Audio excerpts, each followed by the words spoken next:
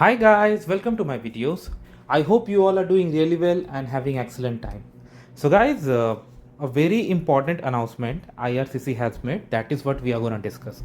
So as per their official tweet, today Minister Fraser announced that we are looking for feedback to help create the next generation of Canada's immigration system. We are exploring how immigration policies and programs can better support Canada's future. To fully unlock the potential of this, we need your views and ideas. We are launching a public survey next month to get feedback. So, guys, why it is important that all of us want some improvement with Canada's immigration system, right?